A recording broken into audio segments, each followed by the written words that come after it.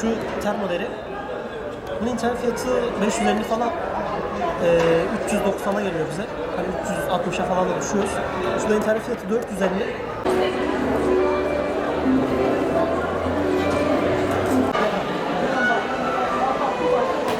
İnşallah.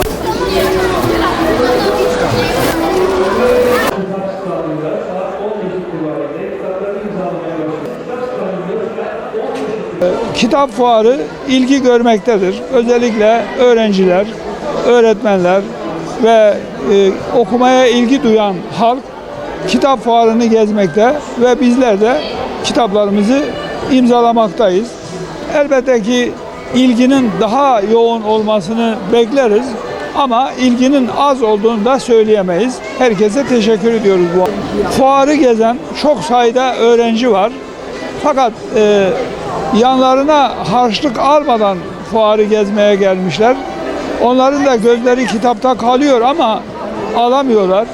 Bu konuda hazırlıklı olarak gelmiş olsaydılar elbette daha güzel olurdu. Hem yazarlara katkı olurdu hem de kendi evlerine, kendi kültürlerine katkı olurdu. Daha iyi olurdu. Bundan sonraki fuarlarda bu konuya dikkat edilmesi hususunda bir teklifim var. Umarım dikkate alınır. Kitap okuma konusunda bir bilinç uyanması gerekir. Bu bilincin şu anda önündeki en büyük engel dijital durumdur. Cep telefonları, özellikle bilgisayarlar kitap okumanın önünde bir engel durumuna gelmişlerdir. Gençlerimiz kitap okuyacaklarına cep telefonlarına bakıyorlar. Sosyal medyada geziniyorlar. İnternet sitelerinde zaman harcıyorlar. Bunlar kitap okumanın yerine geçmez. Dolayısıyla internete girmek ile kitap okuma ihtiyacı giderilemez. Dijital ortamda kitap okuma ihtiyacı giderilemez. Adıyaman Kitap Günleri, Adıyaman'ın kültür ve düşünce dünyasının gelişmesi açısından önemli bir organizasyon. Bu organizasyonun geçen seneki, bir önceki seneki organizasyondan farklı olarak yerinin olması veya standların daha profesyonel şekilde olması organizasyonun iyi yönlerinden. Bir kısım eksiklikleri de yok değil aslında. Bu organizasyonun ileride daha iyi olabilmesi noktasında, daha çok okuyucuya ulaşabilmesi noktasında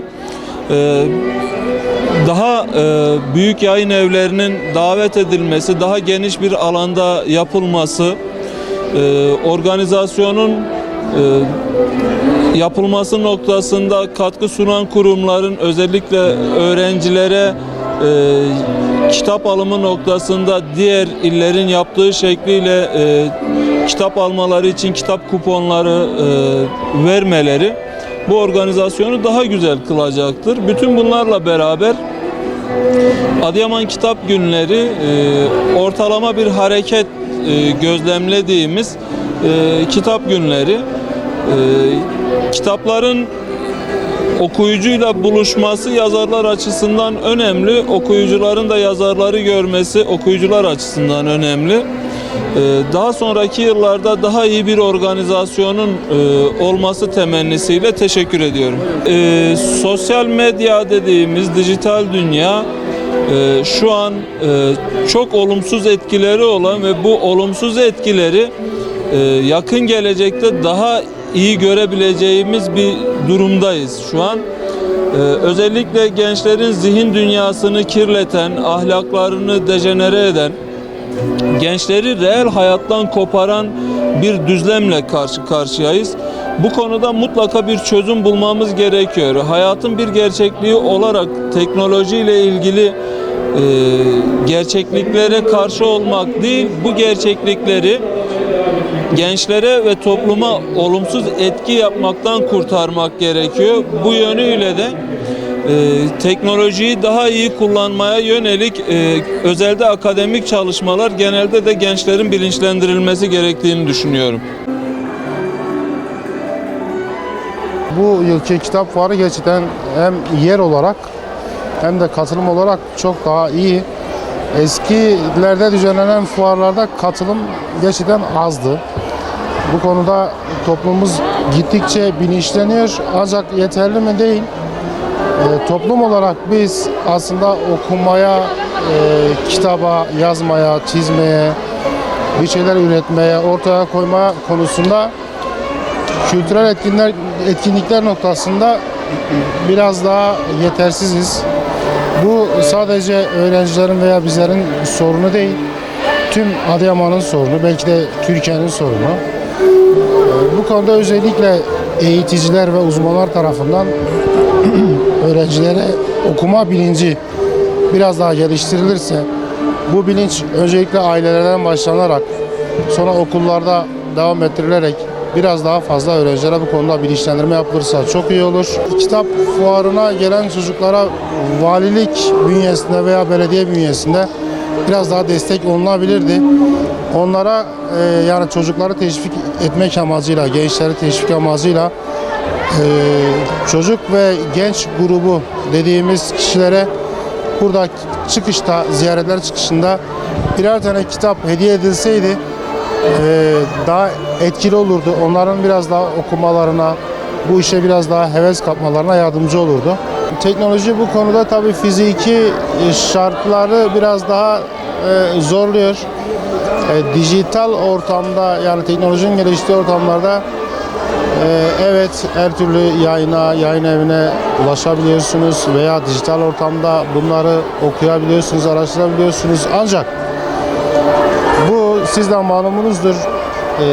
Fiili duruma geçtiği zaman siz internet erişiminde şu da varmış, şuna da bakayım, diğeri de varmış, diğerine bakayım derken asıl maksadını aşan durumlar ortaya çıkıyor. Asıl maksada ulaşılmıyor, amaç hasıl olmuyor ve dolayısıyla hem zaman kaybı oluyor hem de fikir dağınıklığı oluyor. Bu konuda o kitabın vermiş olduğu o kitaba has o kokusu, ona dokunmak, onu hissederek okumak, kitabı yaşıyormuş gibi okuma hissi dijitalde yok. Yani tabii bunu bazı belediyeler yapıyor. Yani öğrencilere sadece kitapta kullanabilecekleri küçücük, yani 20'şer lira, 15'er liralık bir bütçe ayıran belediyeler var ve çok faydalı oluyor. Ya maharet insanların okumaya heveslendirmek. Ya burada onun için gençler ve çocuklar önemli. Gelip bir yazarla tanışmaları, kitaba dokunmaları, bakmaları, onu eline almaları onlarda bir kitaba karşı bir duygu uyandırıyor. Bu kanıtlanmış bir şey. Belediyelerin, valiliğin de böyle bir sosyal etkinliğe katılması, böyle bir yer ayırıyorsun. Bir sürü kitapçı, yayıncı çağırıyorsun. Böyle bir katılım payı ayırmalarında fayda olurdu. Televizyon var, sosyal medya var, bu akıllı telefonlar var. İnternet çağı diyoruz bu çağa yani. O da olacak ama kitabın yerini hiçbir şey tutmaz yani. Çünkü orada çok kısıtlı şeylerle sınırlısınız. Kısacık mesajlarla, kısacık verilerle. Ama kitap, her kitap insanlar bin bir gözlü olmak istiyorsa okuyacak.